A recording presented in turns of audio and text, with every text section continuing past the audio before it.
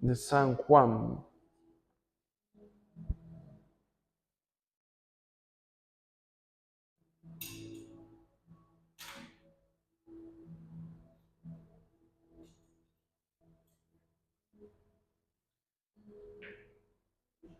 Dice así, versículo 1. Después de estas cosas andaba Jesús en Galilea, pues no quería andar en Judea, porque los judíos procuraban matarle. Estaba cerca la fiesta de los judíos, la de los tabernáculos. Y le dijeron sus hermanos, sal de aquí y vete a Judea para que también tus discípulos vean las obras que hace. El título de hoy que le puse es Frío Caliente. ¿Alguna vez jugaron a ese juego? Quizá yo de chico por ahí lo hacíamos en la escuela, no sé ustedes, que por ahí te hacían buscar algo, ¿sí? Sorpresa, y bueno, le decías dónde, vos ponías algunas, o ponías escondido un objeto y la persona lo buscaba, entonces la persona se iba guiando por si vos le ibas diciendo frío o caliente. Entonces, si suponete buscaba el pizarrón y la persona estaba por allá caminando, vos le ibas diciendo frío, frío, frío, frío, hasta que poco a poco se va acercando al objeto buscado, ¿sí? Y uno le va diciendo caliente, caliente, caliente, hasta que lo encuentra, ¿no? Yo hoy quiero compartirte algo, después vamos a ver el porqué de esto, de una situación bastante rara en torno a la vida de Jesús. Una de las situaciones poco frecuentes que vemos, ¿sí? En el Evangelio de según San Juan y en los Evangelios. Hoy en día está muy de moda, ¿no? El tema de los influencers. Hoy si nosotros queremos tener visibilidad, queremos ser reconocidos y demás, el medio para hacerlo son las redes sociales, el internet, ¿sí? Antes la gente, a través de escritura de libros, de un proceso que hacía quizás escribiendo un libro, después publicándolo, podía llegar a tener alguna visibilidad, otros por la radio, y después poco a poco la imagen se va haciendo más presente, más actual a donde va la imagen, ¿no? Hasta donde terminamos hoy en el tema de las redes sociales, el internet, Instagram, TikTok, Facebook, YouTube, donde la gente puede generar mucho impacto, la gente común y corriente, subiendo contenido, ¿sí? A través del internet.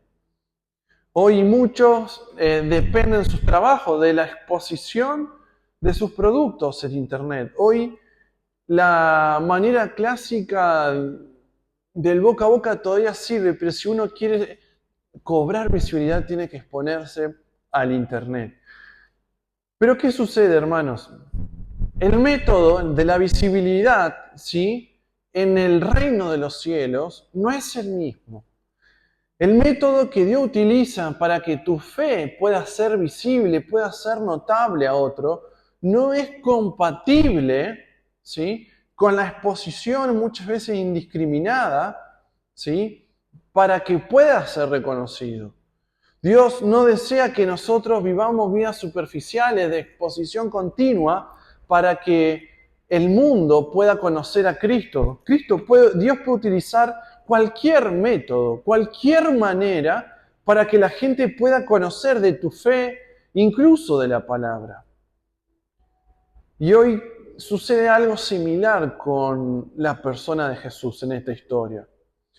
En primer lugar, muchas veces la voluntad de Dios no implica ser visto. Ser parte de la voluntad de Dios, cumplir la voluntad de Dios, muchas veces implica no ser visto. Versículo 1. Después de estas cosas andaba Jesús en Galilea, pues no quería andar en Judea, porque los judíos procuraban matarle. No era un buen momento para la reputación de Jesús. Si vos ves versículo antes, vemos que la gente, los que estaban alrededor de Jesús, los querían matar, lo querían echar. Incluso dice, versículo del capítulo 6, 60 y algo, dice, por ahí que incluso ya sus discípulos, ¿sí? Ya no andaban, versículo 66, desde entonces muchos de sus discípulos volvieron atrás y ya no andaban con él. Hasta tal punto que Jesús le dijo también a los 12, ¿queréis también iros vosotros? Jesús estaba en un momento donde no todo era color de rosas alrededor de su persona, alrededor de lo que se vivía en torno a él, a las noticias.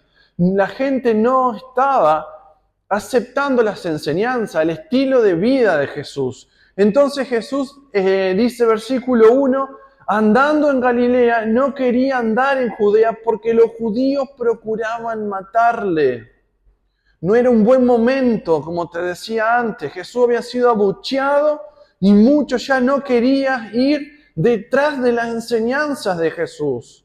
A su vez, en esta situación, en este momento, versículo 2, vemos que Jesús estaba atravesando, junto con todo el pueblo judío, la fiesta de los tabernáculos. Cuando vemos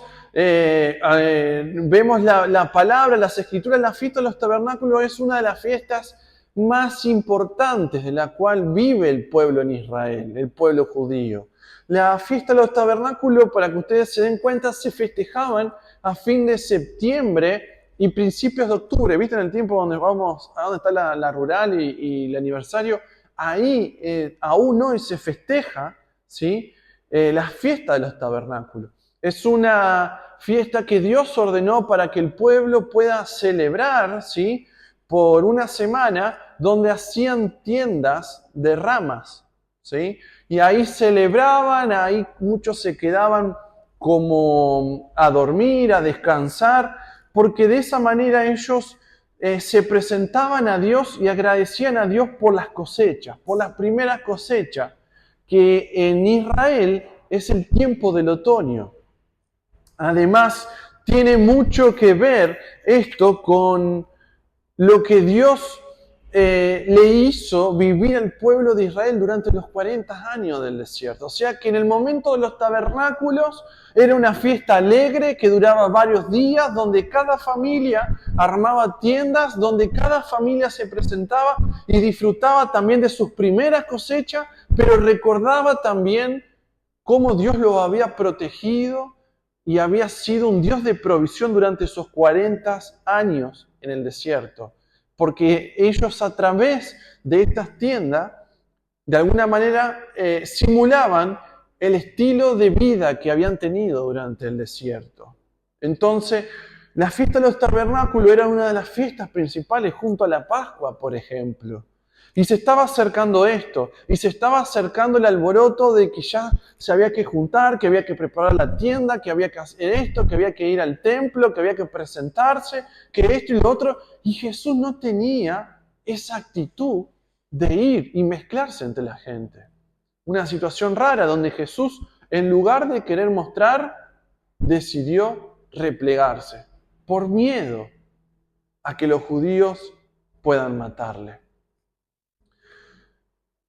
Dice versículo 3, y le dijeron sus hermanos, sal de aquí y vete a Judea para que también tus discípulos vean las obras que hacen. Como te decía, en primer lugar, muchas veces cumplir y estar dentro de la voluntad de Dios implica no ser visibles. Nos cuesta cuando creemos que el crecimiento de la iglesia, cuando muchas veces me he topado con personas que piensan, ¿sí? Sobre todo también desde otras doctrinas, que el crecimiento de la iglesia está unido a la cantidad de personas adentro. Si bien esto es un principio y puede ser aplicable a la iglesia, no implica que esto tiene que ser una muestra de que sí sea el crecimiento de la iglesia. En este punto, si nosotros entendemos que muchas veces la voluntad de Dios implica no ser visto, implica que muchas veces también es ser parte dentro de los pocos, dentro del silencio, dentro de aquellos que muchas veces se esconden. Vemos a Jesús aquí. No dice que Jesús tenía miedo, pero sí dice que Jesús andaba con una actitud de precaución. Entonces, En primer lugar, te dije que muchas veces la voluntad de Dios no implica ser visto, pero en segundo lugar, la medida para que nuestra fe sea visible es diferente a la medida o a la media terrenal. Como te decía, la gente dice, Dios está obrando si la iglesia está explotando en gente. Pero si hay poco, la gente no entra. Si la gente te ve con poco crecimiento espiritual, si Dios no te está respondiendo algo en tu vida, significa que quizás Dios no está obrando en tu vida. Siempre cuando se mide la fe de alguien en torno a resultados visibles, que si bien es un principio, pero no es aplicable a todas las situaciones, no significa, ¿sí?, que algo sea espiritual o que esté bien o que esté mal. Muchas veces la voluntad de Dios implica estar recluido. Muchas veces la voluntad de Dios implica de que tengas que quedarte en el molde. Muchas veces implica de que te quedes quieto, que no hayas el resultado que esperes. Dice versículo 3. Y sus hermanos le dijeron, sal de aquí y vete a Judea, para que también tus discípulos vean las obras que hace. Los hermanos de Jesús insisten que salga de donde estaba, que salga de la casa, que salga de Galilea, que salga del descanso, que salga de la reclusión que se estaba imponiendo. Los hermanos le están instando a que se dé a conocer, que muestre las obras que él también estaba haciendo en otros lados. Dice Proverbios capítulo 14, versículo 12, que hay caminos que al hombre le parecen derechos, pero que su fin es camino de muerte. Hay muchas cosas que nacen, planes en nuestros corazones, que parecen buenos, pero no son el fin que Dios espera o el cumplimiento de su voluntad para nuestras vidas. Y a mí me llamó la atención, dice, para que tus discípulos vean las obras que haces. Mi pregunta es, yo anotaba, ¿acaso Jesús no había hecho suficientes obras ya para demostrar de que era el Hijo de Dios? ¿No tenía ya un respaldo en cuanto a su obra de fe para decir que Él era el Hijo de Dios? ¿Cuánto más tenía que hacer Jesús para que Él sea visible, aceptado, para que lo vean como el bendito, el elegido? Jesús estaba sujeto a un termómetro de ser o no ser cancelado por la sociedad.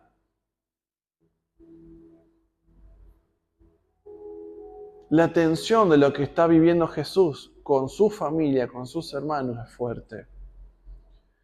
Y los hermanos, en una intención aparentemente buena, ¿sí? Aparentemente buena, le dice versículo 4, porque ninguno que procura darse a conocer hace algo en secreto. Si estas cosas haces, manifiéstate al mundo. Porque ninguno hace algo en secreto. ¿Era un buen consejo el de sus hermanos? Es la pregunta. Pensalo. ¿Era un buen consejo el de sus hermanos de que Jesús se dé a conocer como ellos pretendían delante del pueblo, haciendo obras y milagros como lo venía haciendo? ¿Le estaban pidiendo algo fuera de lo normal a Jesús? No. ¿Le estaban pidiendo a Jesús algo ilegal? No. Le estaban insistiendo, lo estaban como motivando a que vaya y se muestre que continúe haciendo lo que estaba haciendo. Y en su concepto, en su pensamiento, en su idea que lo motiva a decir estas palabras a sus hermanos. En el versículo 4 dice, porque nadie puede darse a conocer si hace algo secreto. Si hace estas cosas, manifiéstate al mundo. Mi pregunta es, ¿habrán escuchado ellos la enseñanza, los hermanos de Jesús de Mateo capítulo 6? ¿Escucharon ellos eso? ¿Habrán escuchado? Vamos a leerlo. Mateo capítulo 6.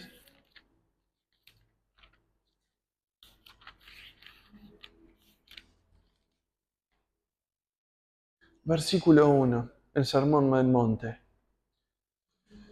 Guardaos de hacer vuestra justicia delante de los hombres para ser vistos de ellos. De otra manera no tendréis recompensa de vuestro Padre que está en los cielos. ¿Qué le estaban diciendo los discípulos, los hermanos? Manifiéstate, haz las obras que ya estás haciendo para que el mundo te conozca.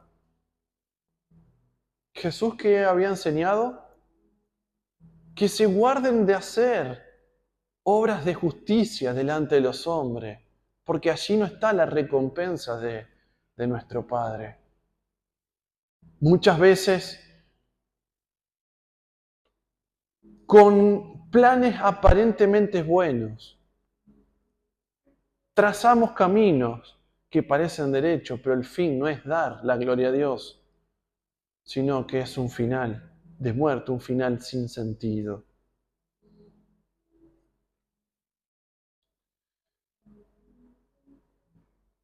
Y leemos algo, dice versículo 5, porque ni aun sus hermanos creían en él.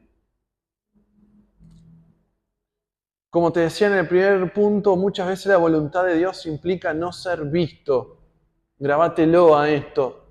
La voluntad de Dios muchas veces implica que seas aquellos que no son vistos, que no hacen la diferencia, que no cambian multitudes, que no vienen y tienen el testimonio, que dicen, sí, yo salí y 1 millón de personas vinieron. No, a veces la voluntad de Dios implica no ser visto.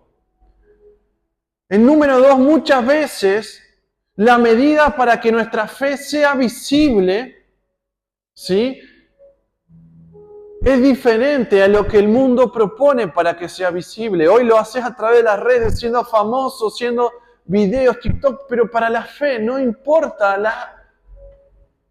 lo superficial de las redes, del internet, de la exposición pública, sino de cultivar el secreto con nuestro Padre.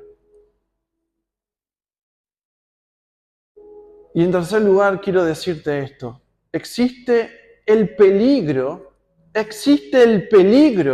de correr a destiempo. ¿Y cómo sé si algo está bien o está mal? ¿Cómo sé si lo que estoy haciendo está direccionado o no está direccionado delante del Señor? Si es la voluntad de Dios, porque aparentemente lo estaban enviando a predicar a Jesús, a exponerse, y Jesús no quería. ¿Cuál está bien y cuál está mal? Si Jesús había venido para eso. Pero existe siempre en cada uno de nosotros, nuestras vidas de fe, el peligro de correr a destiempo. A ir hacia el objetivo de la búsqueda de estar en lo caliente, pero estamos en lo frío, instalados, inundados, sin ver dónde está eso que te decía, caliente, caliente, caliente. El versículo 5 habla de que ni aun sus hermanos creían en él. Y por ahí estaba leyendo y quiero compartírtelo también para que lo vayas pensando y lo pensemos juntos a esto. Que el Espíritu pueda hacernos comprender esto. Con lo del versículo 5 se ve como unas letras luminosas la gran doctrina bíblica de que todo hombre tiene necesidad de la gracia divina para convertirse y para preservarse del pecado. Que todos los que ponen duda de esta doctrina examinen el pasaje y mediten sobre él. Advertirán entonces que ver los milagros de Cristo, oír sus preceptos, vivir en compañía con Él, no fueron parte suficiente para cambiar la incredulidad en la vida de ellos. El mero goce de privilegios espirituales jamás ha convertido a las personas alguna al cristianismo. Escuchá, el mero goce de privilegios espirituales jamás ha convertido a las personas algunas al cristianismo. Todo es inútil sin la eficaz aplicación del Espíritu Santo. Jesús dijo, ninguno puede venir a mí si el Padre que me lo envió no lo trajere. ¿Por qué te leo esto? Porque los hermanos no creían de Jesús. ¿Cuántas veces, hermanos, predicamos, hablamos, compartimos la palabra y la palabra no fructifica? Y piensan que porque no fructifica, el problema es, te estás escondiendo, estás teniendo un pecado, estás teniendo algo. Y muchas veces es porque la gracia de Dios no permite que eso pueda fructificar. Los hermanos de Jesús no creían. Si aún tenés familia que no cree y intentaste una y otra vez y te has frustrado, quiero decirte que los hermanos de Jesús no le creyeron. Vieron los milagros como leía, escucharon las enseñanzas, vivieron al lado de Él, pero no le creían. Qué duro que es el corazón del hombre. Cuánto necesitamos de la gracia de Dios, que Dios abra los cielos muchas veces para abrir y limpiar los corazones de las personas. Por eso te decía, si ninguno puede venir a mí, si el Padre que me envió no lo trajere. Dicho esto, decirte, corremos el peligro como creyentes, hermanos, de correr a destiempo. El plan de sus hermanos era interesante, era bonito, era atractivo, era la oportunidad donde gente se congregaba de todos lados en Jerusalén. ¿Cómo no ir a mostrarte allá, hacer un par de milagros y llamar la atención? Pero lo que sucede es que el consejo de su corazón, de lo que había salido de la vida de sus hermanos, no era un consejo de un corazón limpio. El consejo de sus hermanos no era de un corazón limpio, no provenía de alguien que deseaba que la palabra corra a través del verbo hecho carne. El consejo no era porque su hermano Jesús era tímido, sino que el consejo venía de un corazón incrédulo. El consejo nació de un corazón no puro, de un corazón enojado, de uno impaciente, de ver al Mesías de Dios, al que dice ser el Salvador de Israel, el Rey de Israel, el anunciado por los profetas y aún aquel que su misma madre en las historias de familia contaba que era el escogido de Dios y que ahí en ese momento estaba escondido en Galilea.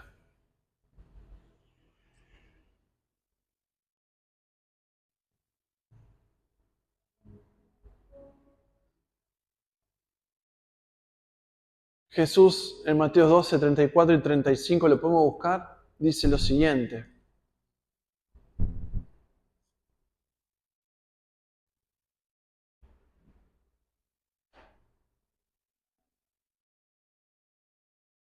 Quiero que lo leamos todos juntos. Mateo 12, capítulo 12, versículo 34 y 35.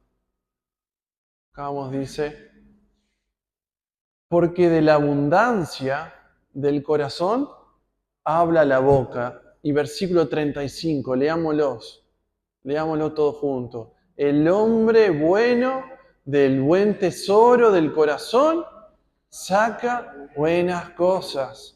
Y el hombre malo del mal tesoro saca malas cosas. El consejo de sus hermanos era malo porque no creían en él. Y me llama la atención el versículo 6. Dice, Jesús le dijo, mi tiempo aún no ha llegado, mas vuestro tiempo siempre está presto. Mi tiempo aún no ha llegado, mas vuestro tiempo siempre está presto. La palabra tiempo acá habla de kairos. Cuando lo buscaba en el griego aparecía kairos. No es crono ni hora. Cuando habla de la palabra kairos, está hablando de que el tiempo del plan de Dios, lo que tenía pensado para esa dispensación, para que puedas entender un poco, no era lo que ellos le estaban proponiendo a Jesús. Jesús no estaba hablando en el tiempo, haciendo referencia a crono, como contamos la historia de nuestras vidas en el nacimiento, que a los 6, que a los 7, ni tampoco a la palabra hora, que significa tiempo presente ahora, de las 8:03. Está hablando de kairos, de algo mucho más grande, nacido en la eternidad de Dios. En la eternidad de esos planes, en la eternidad de sus propósitos y que tenía planes con cada uno de nosotros.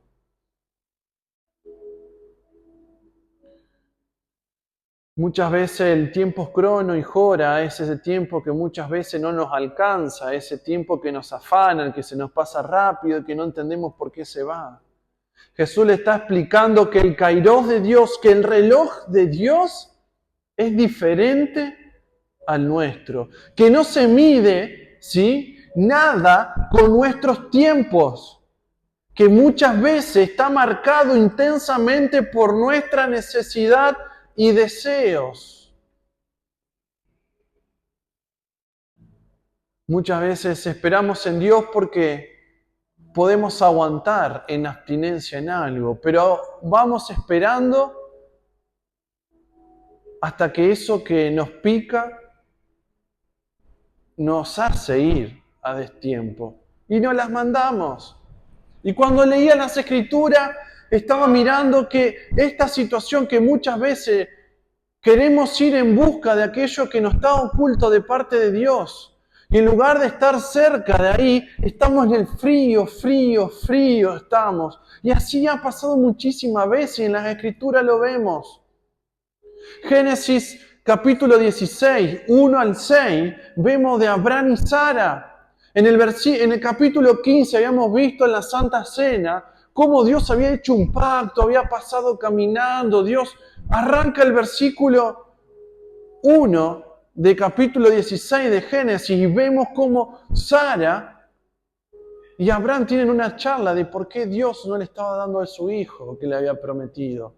Aquel que había hecho momentos anteriores el pacto, 16:1, aquel Dios que había hecho el pacto, que le iba a dar descendencia, que iba a hacer esto, que lo otro, termina el capítulo 15 y arranca el 16 y le dice así, Sarai, mujer de Abraham, no le daba hijos y ella tenía una sierva egipcia que se llama Agar. Y lees del versículo 1 al 6 cómo ellos van hablando y van armando el plan para que Abraham tenga un hijo no con Sara, sino con la esclava Agar, corriendo a destiempo, corriendo y trazando un plan debido a que su corazón no estaba limpio, sino era un corazón incrédulo, igual que los hermanos de Jesús. Cuando vemos la situación de Génesis capítulo 40 con José y vemos a José preso en la cárcel, cuando se enfrenta a la interpretación del sueño del copero y del panadero, le pide José que por favor, cuando estén en la corte del faraón, se acuerden de lo que él estaba haciendo por la vida de ellos. Y el versículo 23 del capítulo 40 de Génesis dice que cuando uno de los dos va a la corte, el copero se olvida. Y el jefe de los coperos no se acordó de José, sino que le olvidó. Muchas veces la voluntad de Dios implica no ser visibles. Muchas veces la voluntad de Dios implica quedarte en ese lugar. Muchas veces el kairos de Dios te dice, no es cuando vos querés, sino cuando yo, Dios, quiero que sea. ¿Qué hubiera pasado si Jesús hubiera accedido a los hermanos a mostrarse. Un dolor de cabeza seguramente. ¿Qué hubiera pasado si Abraham no hubiera tomado la actitud de ir en contra de los planes de Dios y no hubiera tenido el hijo con Agar? No habría los conflictos que hoy vemos a nivel oriental entre tantos países. ¿Qué hubiera pasado si el copero se hubiera acordado, como le pidió por favor José, que lo haga? Hubiera sido diferente la historia. ¿Qué hubiera pasado si Moisés, en lugar de esperar a Dios o buscar a Dios, no hubiera tomado por fuerza y hubiera matado al egipcio en Éxodo 2:11 al 14? No se hubiera ido escondido por mucho tiempo debido al asesinato que había hecho. ¿Qué hubiera pasado, como leemos en 1 Samuel 24, 1 al 5? Muy loco. Tenía David a Saúl dispuesto, listo ahí para matarlo y entrar a ser rey David. Dice, cuando Saúl volvió de perseguir a los filisteos, le dieron aviso diciendo, he aquí David está en el desierto de En-Gadí. Seguimos, versículo 2. Y tomando Saúl 3,000 hombres escogidos de todo Israel, fue en busca de David y de sus hombres por las cumbres de los peñascos de las cabras monteses. Otro más. Y cuando llegó a un redil de ovejas en el camino donde había una cueva, entró Saúl en ella para cubrir sus pies. Fue a hacer dos. La opción número 2, Saúl. Entró en una cueva. Queriendo buscar para matar a David, entró a una cueva y fue a hacer opción número 2, Saúl. Y David y los hombres estaban sentados dentro de la cueva.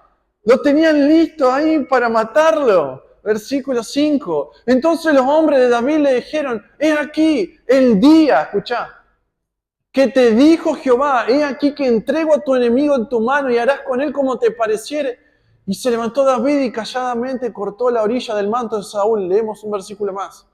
Y después de esto se turbó el corazón de David porque había cortado la orilla del manto de Saúl. Leemos, a ver si está. Y dice, y dijo a sus hombres, Jehová me guarde de hacer tal cosa contra mi Señor, el ungido de Jehová, que yo extienda mi mano contra él, porque él es el ungido de Jehová. Teniéndolo servidito para matar, para destruirlo, decidió esperar y se turbó aún por cortarle un pedacito del manto que tapaba a Saúl mientras estaba haciendo opción número 2. Tuvo turbación por ir un poquito a destiempo.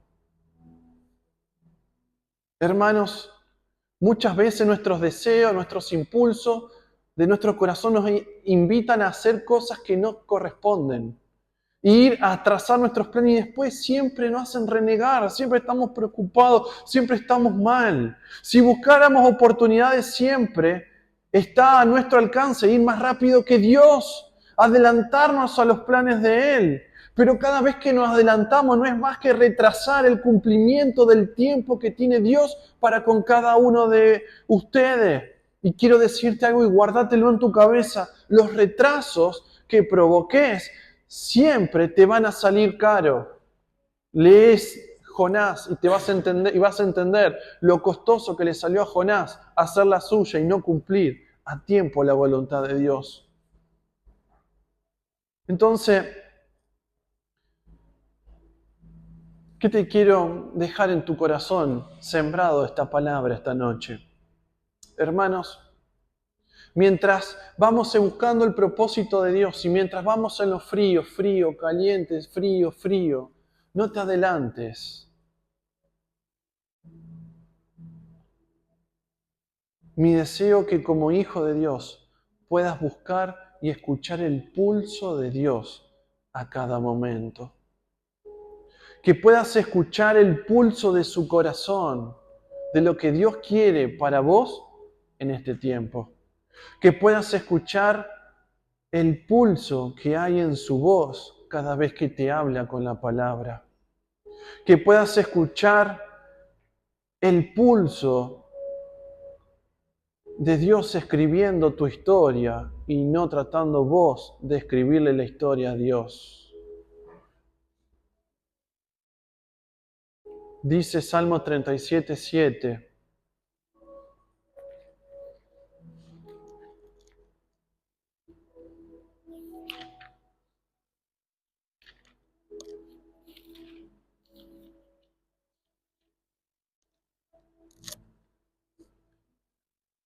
¿Qué dice? Guarda silencio ante Jehová y espera en Él. No te alteres con motivo del que prospera en su camino, por el hombre que hace maldades. Si hay algo que Dios te está teniendo de una manera que no es visible, espera en Él hasta que el pulso de su voz, el pulso de su corazón marque que tengas que tomar otro camino. No mires si hay gente que te dice, hace esto, andate, hace esto, no vayas más, haga esto. No lo escuches. Si hace años que estás luchando y ves que tu enemigo prospera, no lo escuches. Hay caminos que al hombre le parecen derechos y su final de que es de muerte.